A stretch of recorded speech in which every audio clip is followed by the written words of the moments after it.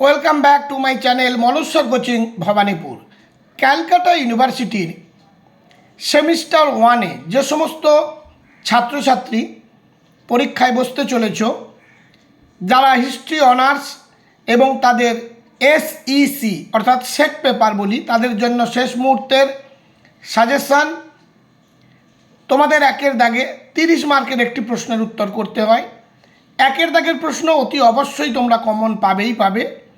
সাম্প্রতিককালে তোমার দেখা কিংবা তথ্য প্রযুক্তির মাধ্যমে পরিদর্শন করা কোনো একটি সংগ্রহশালা বা লেখাগারের উপর একটি প্রতিবেদন লেখো।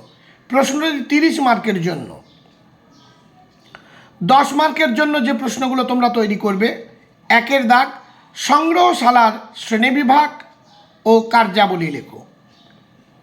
2 দাগ সংগ্রহশালা প্রদর্শন নীতি আলোচনা করো। তার আগে বলি, যারা আমার এই চ্যানেলে নতুন তারা মনস্বর কোচিং ভবানীপুর চ্যানেলটি সাবস্ক্রাইব করো এবং পাশের বেল আইকনটি ক্লিক করে রেখো। নতুন কোনো ভিডিও আপলোড করলে তার নোটিফিকেশান সহজেই পেয়ে যাবে। এবার 3 দাগ লেখাগারের কার্যাবলী লেখো। 4 দাগ ভারতের সাংস্কৃতিক ঐতিহ্য সংরক্ষণে সংগ্রহশালার ভূমিকা আলোচনা করো। 5 দাগ 1814 খ্রিস্টাব্দে ভারতীয় জাদুঘর প্রতিষ্ঠার ইতিহাস আলোচনা করো।